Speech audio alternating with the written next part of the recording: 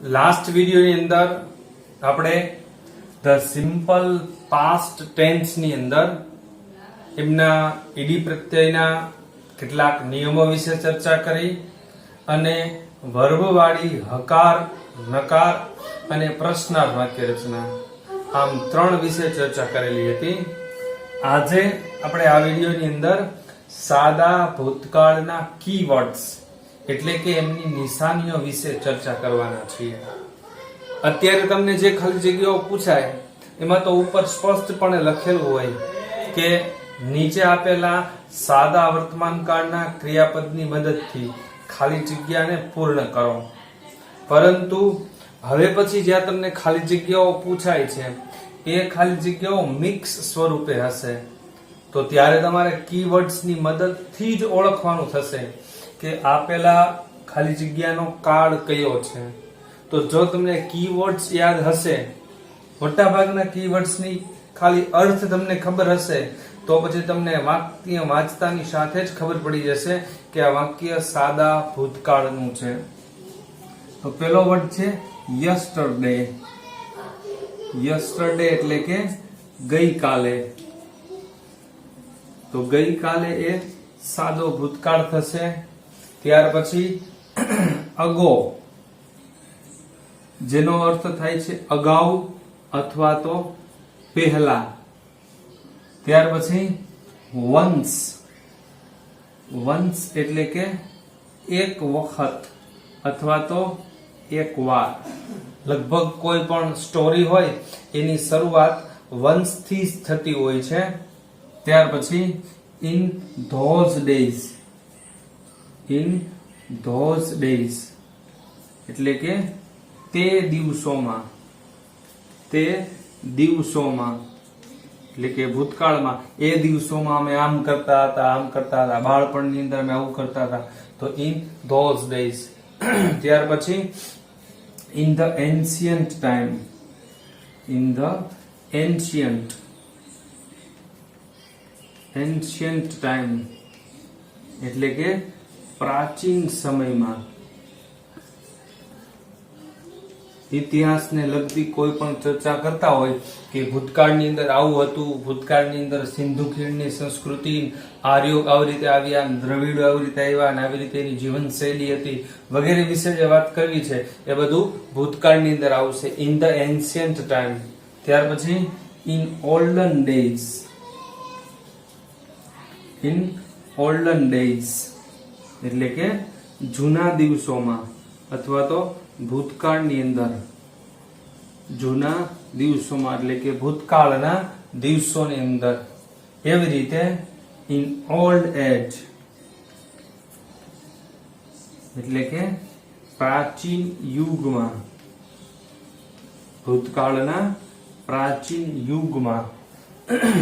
ત્યાર પછી લાસ્ટ પછીનો કોઈ પણ શબ્દ હોય એટલે કે લાસ્ટ વીક હોય, લાસ્ટ મંથ હોય, લાસ્ટ યર હોય વગેરે. લાસ્ટ સન્ડે, લાસ્ટ મંડે, લાસ્ટ મંથ, યર વગેરે. લાસ્ટ પછીનો કોઈ પણ શબ્દ હોય એટલે કે ગયા અઠવાડિયે, પછી ગયા મહિને, ગયા વર્ષે, ગયા રવિવારે, લાસ્ટ બર્થડે ની અંદર વગેરે. લાસ્ટ પછીનો કોઈ પણ શબ્દ હોય તો એ થશે ભૂતકાળ. ત્યાર પછી જોઈએ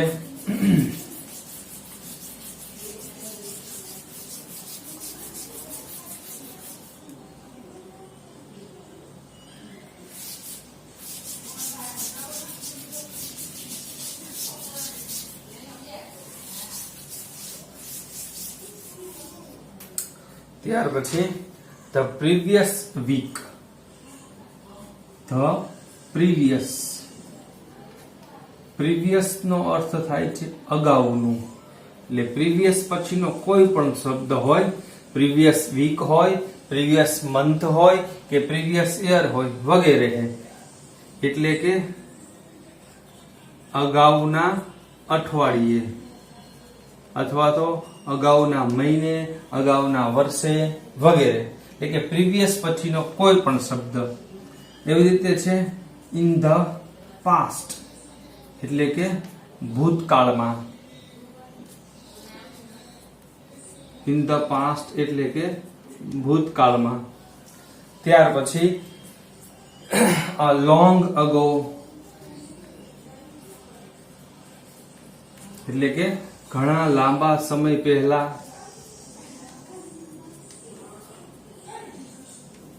એટલે કે ભૂતકાળનું કોઈ પણ વાર્તાની શરૂઆત થાય ત્યારે એમ થશે આ long ago there was a Zulu hunter living in the jungle. તો લોંગ અગો એટલે ઘણા લાંબા સમય પહેલા. ત્યાર પછી બિફોર પછીનો કોઈ પણ શબ્દ હોય, બિફોર 2 days એટલે કે 2 દિવસો પહેલા. 2 દિવસો પહેલા એટલે કે ભૂતકાળનું બિફોર પછી કોઈ પણ હોય, before 2 week, before birthday, before Sunday વગેરે, બિફોર ટુડે આજે છે એની પહેલાનો દિવસ વગેરે. અને ત્યાર પછી કોઈ ભૂતકાળની સાલ આપી દીધેલી હોય, દાખલા તરીકે ઇન 1999 માં આ ભૂતકાળની કોઈ પણ સાલ આપેલી હોય. તો અહીંયા જે આપણે નિશાનીઓ લખેલી છે આ બધી જ નિશાનીઓ સાદા ભૂતકાળની છે. આ નિશાનીઓ જ્યારે તમે જોશો ત્યારે તમારે સમજી લેવાનું કે આ વાક્ય સાદા ભૂતકાળનું છે. હવે સાદા ભૂતકાળનું ટુ બી વાળું હોઈ શકે, ટુ હેવ વાળું હોઈ શકે અને વર્બ વાળું પણ હોઈ શકે છે. એ વાક્યને જોઈ અને તમને ખ્યાલ આવી જવો જોઈએ કે વાક્ય ટુ બી વાળું છે, ટુ હેવ વાળું છે અથવા તો વર્બ વાળું વાક્ય છે. જો વાક્ય રચનાઓ તમે વ્યવસ્થિત રીતે સમજ્યા હશો તો તમે ચોક્કસથી કહી શકશો કે આ વાક્ય કયા કાળનું છે અને ટુ બી વાળું છે, ટુ હેવ વાળું છે કે પછી વર્બ વાળું છે. એ તમે વ્યવસ્થિત રીતે સમજી ચૂકેલા હશો. હવે આપણે જોઈએ છીએ ધ સિમ્પલ ફ્યુચર ટેન્સ વિશે થોડી ચર્ચા આ વિડીયોની અંદર કરીએ.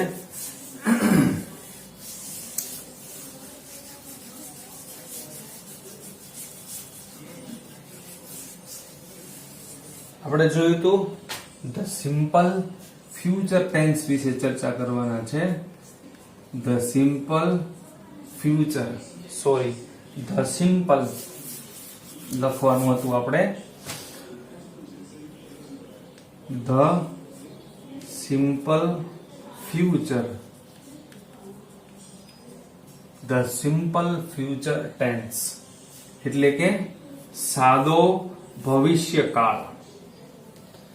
હવે ભવિષ્યમાં કોઈ ચોક્કસ સમયે કોઈ ક્રિયા થશે એવું અનુમાન દર્શાવવા માટે વપરાય છે. 100% થવાની જ છે એવું નહીં, માત્ર ને માત્ર અનુમાન દર્શાવવાનું છે કે થોડા સમય પછી આમ થશે. આપણે કહીશું કે આવતા રવિવારે હું ક્રિકેટ રમીશ. રમવાનો છું એવું નહીં, રમીશ. તો રમીશ એ શું થયું? માત્ર ભવિષ્યની શક્યતા છે. કદાચ કંઈક અડચણ આવી જાય તો ન પણ રમું. એનો અર્થ તમારે એવો સમજવાનો છે એટલે કે ભવિષ્યમાં કોઈ ક્રિયા થશે તેવું અનુમાન અથવા તો અંદાજ દર્શાવવા માટે સાદો ભવિષ્યકાળ વપરાય છે. હવે ભવિષ્યકાળની અંદર પણ ટુ બી, ટુ હેવ અને વર્બ ત્રણે વપરાય છે. તો પહેલા આપણે જોઈએ ભવિષ્યકાળના ટુ બી ના રૂપ. તો ભવિષ્યકાળ ટુ બી નું રૂપ છે શેલ અથવા તો વિલ. પણ ભેગું શું મૂકવું પડશે આપણે? શેલ બી અથવા તો વિલ બી. આ થશે ભવિષ્યકાળ ટુ બી ના રૂપ. ત્યાર પછી ભવિષ્યકાળ ટુ હેવ ના રૂપ. તો ભવિષ્યકાળ ટુ હેવ ના રૂપ થશે શેલ હેવ અથવા તો વિલ હેવ. અને ત્યાર પછી ભવિષ્યકાળનું વર્બ. તો ભવિષ્યકાળના વર્બની અંદર વાક્ય કેવું હશે? વાક્યની અંદર હશે શેલ અથવા તો વિલ પ્લસ ક્રિયાપદનું મૂળ રૂપ વપરાય છે. અને ભવિષ્યકાળ ટુ ડુ નું રૂપ અથવા તો જેને આપણે સહાયકારક ક્રિયાપદ કહીએ છીએ એ છે શેલ અથવા તો વિલ. મતલબ to be, to have verb અને સહાયકારક ક્રિયાપદ આ બધી જ જગ્યાએ જો શેલ વિલ તો છે જ. બાકીના બીજા બધા કાળની અંદર જો સાદા વર્તમાન કાળ ટુ બી ના રૂપ એમ ઇઝ આર છે, તો પછી ભૂતકાળના ટુ બી ના રૂપ છે વોઝ અથવા તો વેર. સાદા વર્તમાન કાળનું ટુ હેવ નું રૂપ છે હેવ અને હેઝ. ભૂતકાળનું હતું હેડ. એવી રીતે સાદા વર્તમાન કાળની અંદર વર્બ વપરાય મૂળ રૂપ અથવા એસ કે ઈએસ વાળું રૂપ વપરાય છે, જ્યારે ભૂતકાળની અંદર ઈડી વાળું રૂપ અથવા તો અનિયમિત રૂપ વપરાય છે. અને સહાયકારક ક્રિયાપદ તો વર્તમાન કાળનું ડુ અથવા તો ડઝ છે, જ્યારે ભૂતકાળનું ડીડ છે. પણ ભવિષ્યકાળની અંદર એવું કંઈ નથી, કારણ કે બધું જ એક સરખું છે. જેને આપણે ગુજરાતીમાં કહીએ તો ઘરના ભૂવા અને ઘરના ડાકલા, કોઈની મદદ લેવાની જરૂરિયાત જ ન પડે, કારણ કે બધી જ જગ્યાએ સેલ અને વિલ ચલાવી લે છે. એટલે કે ટુ બી નું રૂપ કયો તો પણ સેલ વિલ, ટુ હેવ નું રૂપ કયો તો પણ સેલ વિલ, વર્બ કયો તો પણ સેલ વિલ, અને ટુ ડુ એટલે કે સહાયકારક ક્રિયાપદ એ પણ સેલ અને વિલ જ આવે છે. હવે ખાસ સમજો કે આ કેવી રીતે સેલ ક્યારે વાપરવું અને વિલ ક્યારે વાપરવું. તો અગાઉ એવો નિયમ હતો, જૂનો નિયમ એવો હતો કે પહેલો પુરુષ એક વચન અથવા તો બહુવચન, એટલે કે આઈ અથવા તો વી. પ્રથમ પુરુષ એક વચન છે આઈ અને પ્રથમ પુરુષ બહુવચન છે વી. અગાઉ એવો નિયમ હતો કે આઈ અને વી આ બંનેની સાથે સેલ વાપરવું. અને ત્યાર પછી વધે છે કોણ? એક યુ, એક હી, એક સી, ઈટ અને ધે. એટલે કે બીજો પુરુષ એક વચન બહુવચન અને ત્રીજો પુરુષ એક વચન ને બહુવચન, આ બધા ની સાથે વિલ વાપરવાનું હતું. પરંતુ અત્યારે એવું સરળ કરી દીધું છે કે હાલની અંદર અંગ્રેજી ભાષાનો વધુ પ્રચાર થવાના કારણે અત્યારે બધી જ જગ્યાએ તમે વિલ વાપરી શકો છો. એટલે કે આઈવી યુ હિસી ટેન બધી જ જગ્યાએ તમે વિલ વાપરી શકો છો, તોય તમારું ખોટું પડશે નહીં. પરંતુ એક નિયમ પાકો ખાસ સમજી લેજો કે જો વાક્ય પ્રશ્નાર્થ હોય, વાક્ય પ્રશ્નાર્થ હોય અને વાક્યનો કર્તા આઈ અથવા તો વી હોય તો ફરજિયાતપણે સેલ જ આવશે. હા, ખાસ ધ્યાન રાખવાનું કે વાક્ય પ્રશ્નાર્થ હોવું જોઈએ અને વાક્યનો કર્તા આઈ અને વી હોય તો ફરજિયાતપણે તમારે સેલ વાપરવું જ પડે. બાકી હકાર અને નકાર એની અંદર આઈ યુ હિસી ઇટ બધી જ ની જગ્યાએ તમારે માત્ર ને માત્ર વિલ મૂકી દેશો એટલે ચાલશે. આટલું બરોબર યાદ રહી જશે ને?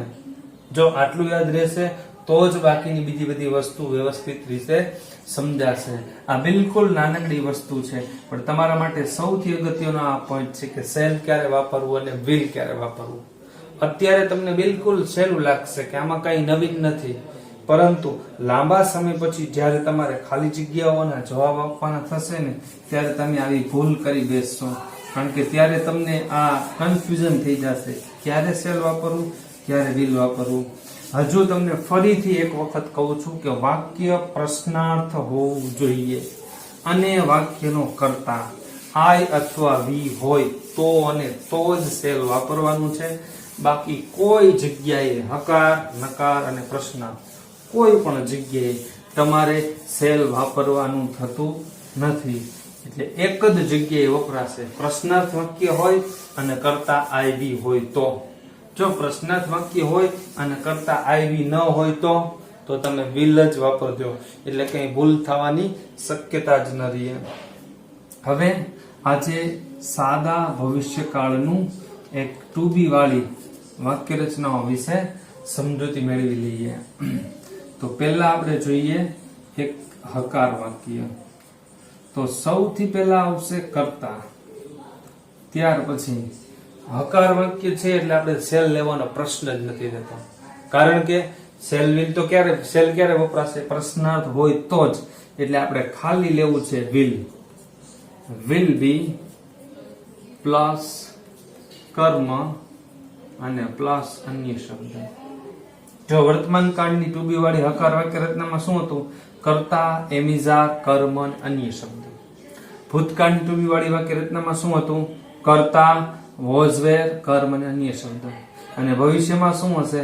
કર્તા, વિલ બી, કર્મ અને અન્ય શબ્દ.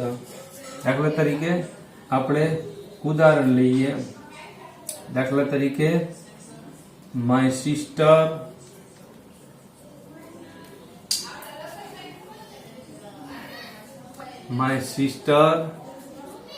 will be a teacher.